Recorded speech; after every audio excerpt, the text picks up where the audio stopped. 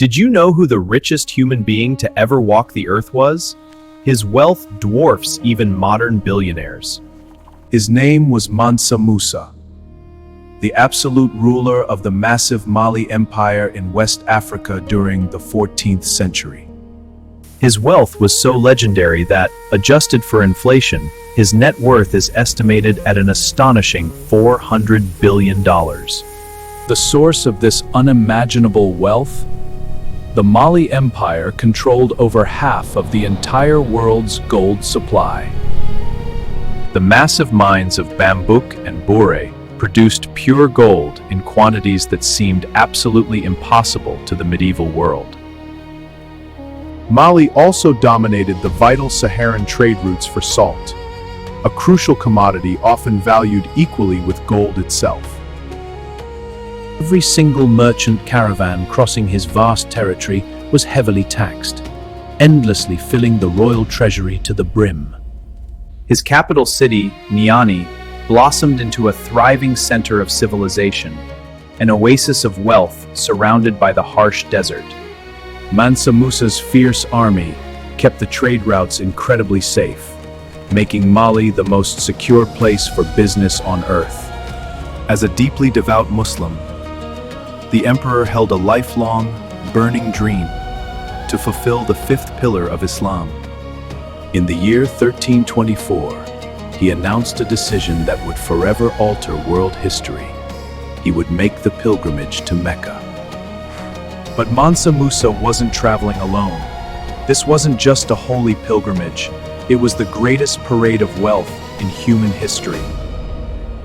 The emperor mobilized the entire resources of the Mali Empire to prepare for this legendary, massive caravan. Thousands of tons of supplies, food, and of course, pure gold, were gathered over months of relentless preparation. Elite guards, countless servants, and camel riders braced themselves for a deadly, 1,000-mile journey across the unforgiving Sahara. The scale of the caravan was absolutely staggering. Over 60,000 men marched together, turning the golden dunes into moving cities.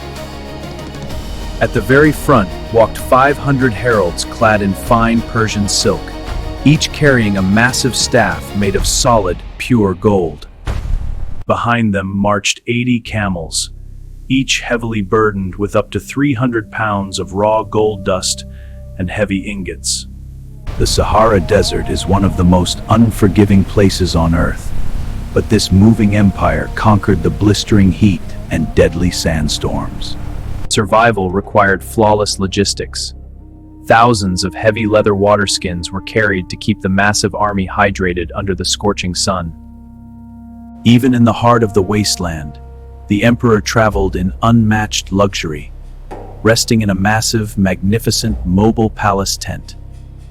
To feed 60,000 people daily in the middle of nowhere, they drove thousands of sheep and goats along the treacherous route.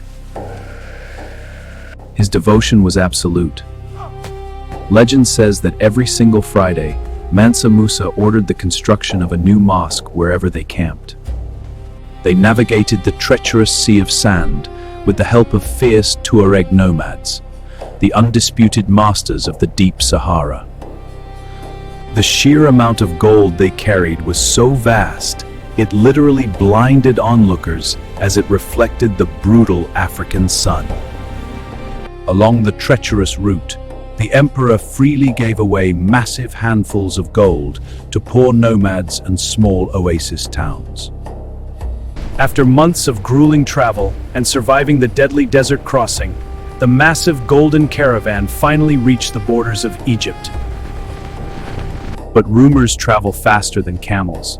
Tales of an African king made of gold had already reached the massive city of Cairo. The Mamluk Sultan of Egypt prepared his grand court, anticipating the arrival of this mysterious, impossibly wealthy monarch from the west. Finally, in July 1324, the endless sea of gold and men poured through the ancient stone gates of Cairo, blinding the city. When Mansa Musa's caravan finally entered Cairo, the citizens were utterly paralyzed by the endless river of gold. Summoned to the citadel, the emperor faced a diplomatic crisis. Protocol demanded he kiss the ground before the Egyptian sultan. Refusing to bow to any man, Mansa Musa declared he would only prostrate himself before God, brilliantly saving his royal pride. Once the formalities ended, the real shock began. Mansa Musa started spending his gold with terrifying, reckless generosity. He bought luxurious silks, perfumes, and souvenirs, cheerfully paying 10 or even 20 times their actual value. He tipped beggars, street vendors, and royal officials with massive gold bars, treating the precious metal like mere dirt. Millions of dollars worth of pure gold were suddenly dumped straight into the local Egyptian economy in a matter of weeks. At first, the merchants of Cairo rejoiced, believing they had been blessed by a living saint of unimaginable wealth. But they forgot the basic law of economics. By flooding the market, the emperor accidentally destroyed the value of gold itself. Hyperinflation struck immediately. The price of basic goods, food, and housing skyrocketed to absolutely impossible levels for ordinary citizens. Cairo, the wealthiest city in the Middle East, was plunged into a devastating economic depression caused entirely by extreme charity. This single royal visit crashed the entire region's economy so severely that it took more than 10 years to fully recover. The ultimate irony? When Mansa Musa finally prepared to leave for Mecca, he had actually run out of usable spending money. To fund his return trip, the richest man in human history was forced to borrow his own gold back at incredibly high interest rates. Leaving behind a completely shattered economy, the golden caravan finally marched out of Cairo, continuing their holy journey to Mecca. After months of grueling travel, Mansa Musa finally laid eyes on his ultimate destination, the holy city of Mecca. Shedding his royal robes, the Emperor of Gold dressed in simple white cloth, standing entirely equal among thousands of ordinary pilgrims. He performed the sacred rituals of the Hajj with absolute devotion, fulfilling the lifelong dream of his Islamic faith. But his time in Mecca changed him profoundly. He realized that true wealth was not measured in gold, but in knowledge. Mecca was a melting pot of brilliant scholars, astronomers, and architects from across the entire Islamic world. Mansa Musa visioned transforming his empire from a simple gold mining superpower into the absolute intellectual center of the world. He began fiercely recruiting the brightest minds, offering them unimaginable fortunes to follow him back to the Mali Empire. His greatest acquisition was Abu Ishaq al-Sahili, a brilliant Andalusian poet and architect whom he paid hundreds of pounds of gold. With his spiritual mission complete and a caravan now loaded with scholars, the extremely arduous journey home began. The camels that once carried raw gold dust were now burdened with priceless manuscripts covering science, mathematics, and law. But the Sahara was merciless. The return trip proved devastating, with many scholars and soldiers perishing in the brutal heat. Supplies ran dangerously low. A third of his massive entourage never made it back to the lush valleys of West Africa. Despite the staggering losses, the emperor pushed forward relentlessly, driven entirely by his burning vision for the future of Mali. After a grueling year of travel, the battered but triumphant caravan finally crossed back into the borders of their green homeland. Mansa Musa had returned. He left his kingdom as the king of gold, but he came back as the architect of a golden age. Upon his triumphant return, Mansa Musa immediately focused his vast wealth on a dusty trading post called Timbuktu. He commissioned his master architect to build the legendary Jingareber Mosque, a massive structure made entirely of earth and wood. Its unique Sudano-Sahelian architecture, with wooden scaffolding permanently protruding from the mud walls, stands strong even today. But his greatest achievement was transforming the Sankore Madrasa into a world-class, fully functioning ancient university. Timbuktu quickly became a powerful magnet for the greatest astronomers, mathematicians, and scholars across the entire Islamic world. The city's true wealth was no longer measured in raw gold bullion, but in the sheer volume of handwritten books. Books became the most valuable and highly sought-after commodity in the massive, bustling markets of Timbuktu. At its absolute peak, the University of Sankore housed an incredible 25,000 students from all over the globe. Mansa Musa personally funded massive libraries, storing hundreds of thousands of irreplaceable ancient manuscripts and scientific texts. While Europe was trapped deep in the Dark Ages, Timbuktu was experiencing an explosive golden era of enlightenment. The emperor ruled for 25 years, transforming a massive desert empire into the undisputed intellectual heart of Africa. Unlike other conquerors, his reign is primarily remembered for its incredible peace, massive wealth, and cultural explosion. In 1375, his legendary status was cemented when he was permanently drawn into the famous Catalan Atlas map of the world. This incredible map proved that the sheer wealth of Mansa Musa had finally forced Europe to recognize the massive power of Mali. Mansa Musa passed away in 1337, leaving behind a golden legacy that the world would never, ever forget. Following the death of Mansa Musa in 1337, the massive Mali Empire suddenly found itself without its legendary guiding light.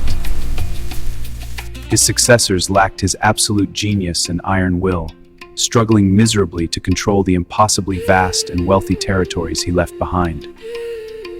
Without his terrifying military presence, the outer borders of the massive empire slowly began to crumble under constant, violent rebellions. The fierce Songhai Empire, once a conquered vassal state, aggressively rose up and began capturing Mali's most vital trading cities. Even the shining intellectual jewel of the desert, Timbuktu, was brutally conquered by ruthless invaders seeking its legendary hidden wealth. But the invaders were entirely wrong. The true treasure of Timbuktu was never made of gold. It was made of fragile paper. Realizing the immense power of this intellectual wealth, foreign conquerors aggressively sought to steal or destroy the priceless ancient libraries. To save their history, the brave citizens of Timbuktu transformed into a secret, underground network of dedicated manuscript protectors.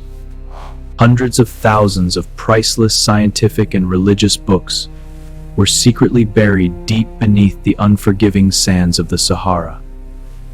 Other legendary texts were carefully sealed inside the thick mud walls of ancient houses, completely hidden from the brutal conquerors above. For centuries, the massive golden empire of Mali became nothing more than a whispered myth, swallowed entirely by the shifting desert sands. But the buried knowledge miraculously survived in the absolute darkness, silently waiting out the rise and fall of countless other empires. It wasn't until modern times that archaeologists and brave locals finally began unearthing this massive, hidden intellectual treasure of Africa. These incredibly preserved manuscripts completely shattered the racist myth that medieval Africa had no written history or advanced scientific knowledge. Mali physically fell, but Mansa Musa's ultimate investment in human knowledge successfully outlasted every single piece of his legendary gold. Today, we endlessly obsess over tech billionaires and their massive fortunes, but none have ever reached the absolute staggering wealth of Mansa Musa. Economists still argue over the exact numbers, but his riches were so vast that they literally defied any modern financial calculation. The physical gold he brought across the Sahara has long been melted down, traded, and scattered across the entire globe over centuries. You might even be wearing a tiny, microscopic fraction of Mansa Musa's legendary gold in your own jewelry or smartphone right now. But his greatest, most enduring legacy wasn't the precious metal he spent, but the brilliant minds he brought together in Mali. The thousands of ancient manuscripts saved by local families continue to be studied, completely rewriting the history of medieval Africa. Mansa Musa proved that true power isn't just about hoarding unlimited wealth, but using it to elevate human knowledge and culture. He remains the richest human being in history, not because of his $400 billion, but because of his eternal vision. The Emperor of Gold conquered the desert, crashed an economy, and built a city of scholars. His legend will never, ever be forgotten.